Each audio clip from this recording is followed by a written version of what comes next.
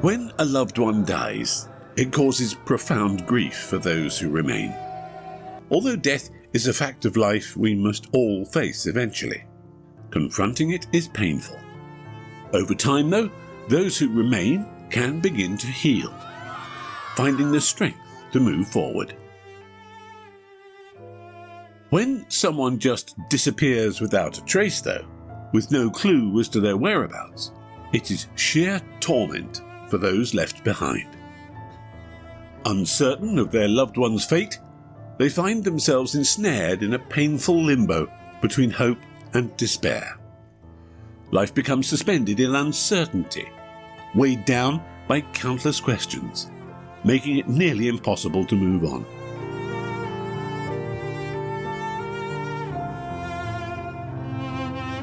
In Mexico, there are people who are neither dead nor alive. They have simply vanished.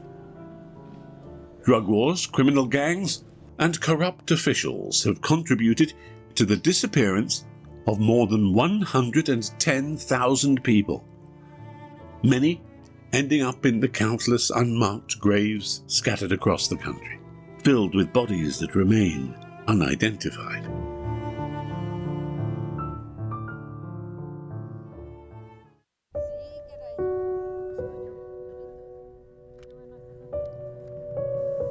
As soon as the button is pressed, the 4 propellers spin rapidly, lifting the drone into the air. Rising from the barren ground, this small machine brings renewed hope to these people. Leticia and her fellow activists skillfully adjust the drone's controls, periodically checking the image on the screen. They search for any unnatural marks on the ground, disturbed earth, burn marks, or signs of burial, any one of which might contain a piece of her son's body. Ya tienen una visión aérea muchísimo más amplia, más nítida. Leticia Hidalgo, activist and mother of Roy Rivera, missing since 2011, says that drones offer a much broader and sharper view, making it unnecessary to spend hours walking in the searing sun to find areas of interest. It has been 10 years since her son Roy disappeared without a trace. And for 10 years, Leticia has been searching. Once, she hoped that they would be reunited. But now, she longs just to find part of his body. Modern technology like drones has made her search easier. In this vast area, she uses aerial images and compares the terrain's condition to pictures from the previous year. This comparison helps signs of human activity stand out. Realmente son lugares que personas de la delincuencia organizada. Eduardo Salcedo, an attorney for missing persons in Nuevo León, tells us that these are places where members of organized crime groups hide the bodies of those they've kidnapped and murdered. This is where they come to search for and locate human remains. Y podemos observar, las comparamos con... Meanwhile, Angelica Orozco, an activist, says they compare drone images with photographs taken some time before to identify changes in the land, such as discoloration, new construction, or mounds of stones or dirt.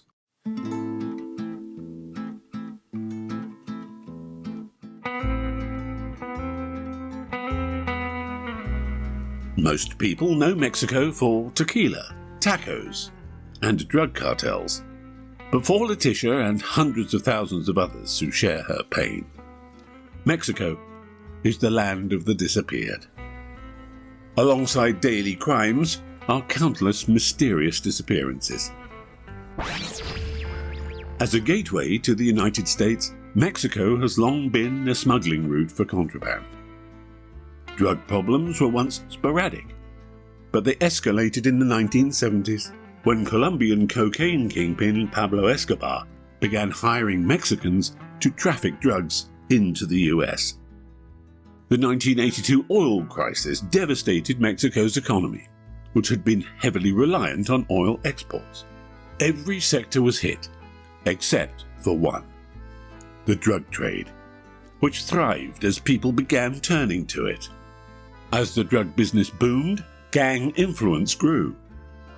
Mexico became one of the world's largest centers for drug production and trafficking, with cocaine, marijuana, and heroin flooding into the US, courtesy of the country's numerous and powerful cartels.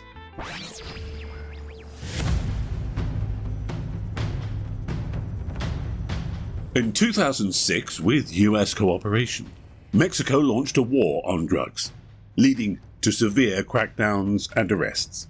The death toll extended beyond gang members. Its shadow loomed over innocent civilians. Citizens who acted as informants for the police suffered the brutal revenge of the remaining gang members, with bodies displayed in public to instill fear. As for those whose bodies were never found, mysterious graves became their final resting places. Today, excavators have unearthed several bones. Authorities estimate that the mass grave may contain the remains of around 100 people. The reason for this horrific crime remains a mystery. El narcotráfico es la dictadura en México, es el genocidio. Estela Carlotto, president of the Grandmothers of Plaza de Mayo, states that drug trafficking under Mexico's dictatorship amounts to genocide and involves severe human rights violations, holding it responsible for crimes against humanity. She insists that the government must answer for its tolerance of these crimes, which affect the most vulnerable in particular.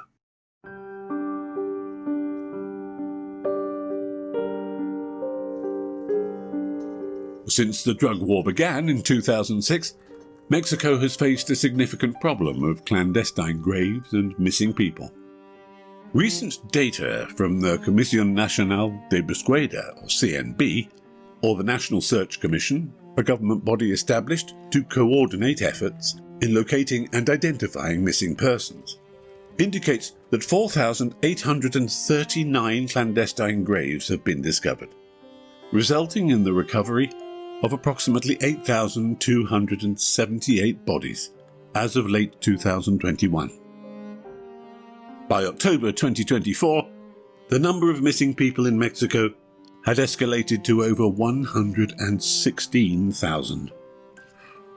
This is a substantial increase, with reports showing that disappearances surged by about 7.3% in 2023 and continued to rise by 6.3% in 2024. In 2023 alone, nearly 30,000 people were reported missing, averaging around 81 people a day. This crisis is deeply intertwined with the violence stemming from the activities of organized crime, and is reflected in the government's ongoing struggle to tackle the issue effectively.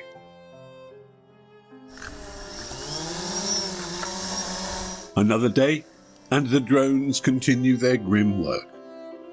Those without technology search with their bare hands, digging through the wilderness, their eyes scanning for any trace of their loved ones. They keep searching, not knowing if they're dead or alive. A disappearance not only takes someone away forever, but also leaves those left behind feeling as if they are dying inside.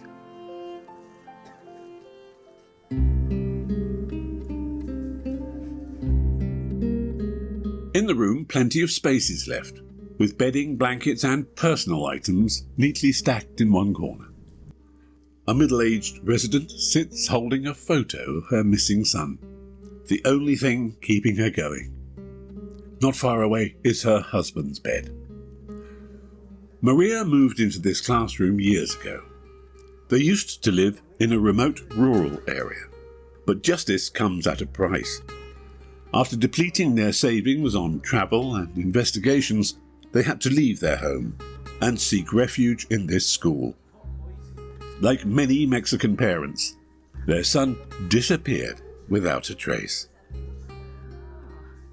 A veces que tardo 2 meses sin ir, porque hay muchas actividades y lo me dicen, mami, ven. No. Maria Elena Guerrero, mother of Giovanni Galindo, who's been missing since September 2014, tells us that sometimes she's away from home for months, overwhelmed by all there is to do. Her daughter tells her she often feels lonely and asks her to come back. So Maria plans to spend a few days with her to regain some strength. Her daughter always encourages Maria to keep going and continue the fight for her brother. Maria now shares the room with another couple who are suffering the same fate. Their children were among 43 students from the same college who were forcibly disappeared. This is one of the most notorious cases in Mexican history, a case that sparked mass protests against former President Enrique Peña Nieto. On the night of September the 26th, 2014, around 100 students from the Ayotzinapa Rural Teachers College in Iguala were preparing to travel to Mexico City to protest the government's education reform policies. The school offers free education to poor rural students, and its students have a history of using violence during protests. That day was no different. They seized 5 buses and forced the drivers to take them out of the city. They didn't get very far. The buses were intercepted by police at various points. The students threw rocks, leading to a clash, and the police opened fire, killing 3 students. The rest were arrested, except for the students on the 5th bus, who were released. The 43 students arrested that night were never seen again. The cry for justice echoed through the streets of Mexico City, as relatives of the 43 students and outraged citizens came out in protest. Every year, on the anniversary of the event, they protest in the same way. Though the people are gone, their story is not forgotten. Joaquina Garcia, mother of a missing student, says it's not just their children. There are tens of thousands of disappeared people, and she believes there is no solution in this country. These annual protests serve as a reminder that the investigation into the 43 students' case remains stalled. According to government reports, corrupt local authorities handed the students over to a drug cartel. They were taken to a garbage dump and brutally murdered. Their clothes, bags, and other evidence were destroyed. Initially, authorities believed the cartel had cremated the students' bodies, as burnt bone fragments were discovered, and forensic tests confirmed that one fragment belonged to a missing student. Forensic experts argue, though, that it would be impossible to incinerate 43 bodies at once without leaving extensive traces, and the smoke from such a fire would have been visible for miles. With many gaps in the story and the perpetrators being state officials, the question of what really happened remains unanswered. For the parents who are living in agony, the fight for truth continues. If you want to see more great content from all over the world, please like the video, subscribe to our channel, and hit the bell icon. Thank you.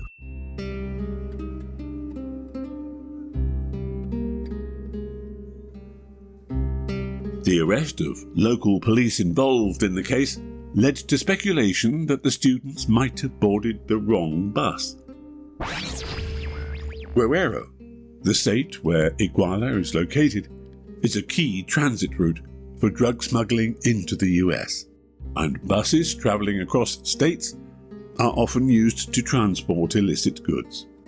It is entirely possible that some of the buses were carrying something the public wasn't meant to see, and the local police silenced the students to cover it up. Mexico has a reputation for rampant corruption. In 2023, it scored 31 out of 100 in Transparency International's Corruption Perception Index, maintaining the same score since 2020. This score places Mexico 126th out of 180 countries worldwide, indicating a persistent issue with perceived public sector corruption. Many rural areas are controlled by drug cartels, and poorly paid police officers are easily bribed into complicity. International organizations have labeled this case as a systemic crime involving state officials.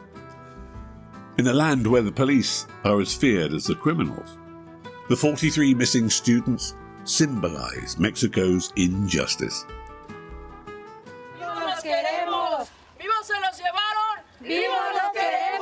They took them alive, we want them back alive. The cries of grieving families echo around the mass graves. Every time a new burial site is uncovered, these heartbroken parents gather, clutching photographs of their missing children. Instinct tells them that one of the bodies beneath the earth could be their child. But in the eyes of the law, belief isn't enough. Llegamos porque están encontrando restos humanos. Maria Gerinomo Roma, mother of a missing person, tells us that they're here because human remains are being discovered. Her son disappeared in 2007, and she holds on to hope that his remains might be among those found. To identify the bodies in a mass grave, the process requires detailed forensic work. Due to the number of skeletons and human remains, ranging from hundreds to thousands per grave, the identification process takes many years. Additionally, state agencies don't pay as much attention to this issue as they should. As a result, when someone discovers a mass grave, the first thing they do is not call the police, but a journalist, hoping to use the media to pressure the government. When someone disappears, the family is plunged into darkness. In Mexico, a disappearance is not considered a crime per se. Without proof that the person is alive or dead, filing a case becomes nearly impossible. Though Mexico has laws addressing enforced disappearances, and prosecutors specifically tasked with searching for missing persons, the sheer volume of cases and the state's slow response leave families to search for answers on their own. Socially, a disappearance is often met with stigma. People assume that if someone has vanished, they must have been involved in something criminal.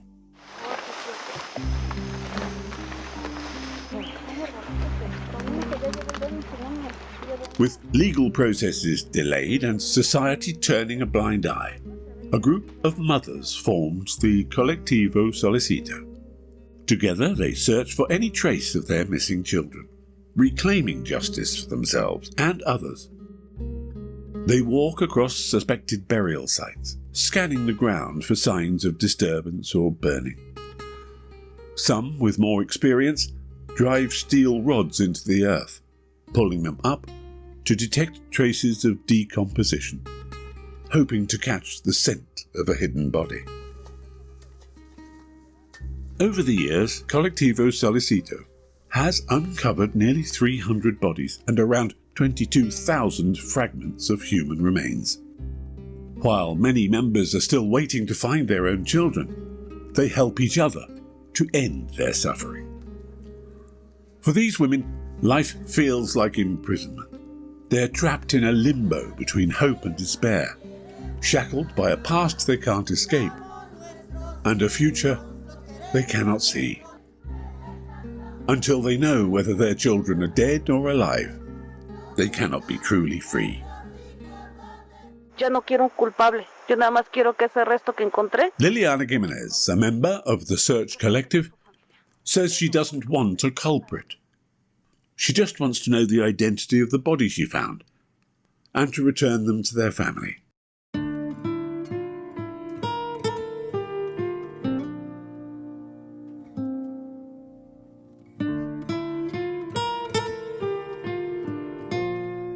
In Mexico, violence, crime, and the power of the drug cartels make life unsafe. People leave their homes for work or school, but not all of them come back. Every day, more people are disappeared. These forced vanishings are among the cruelest of crimes. Without victims, there is no evidence. And without evidence, those responsible remain free. Eventually, the stories of the disappeared fade into silence. But for the families, the memory never fades. No matter how faint the hope, whether alive or dead, they wait endlessly for their loved ones to come home.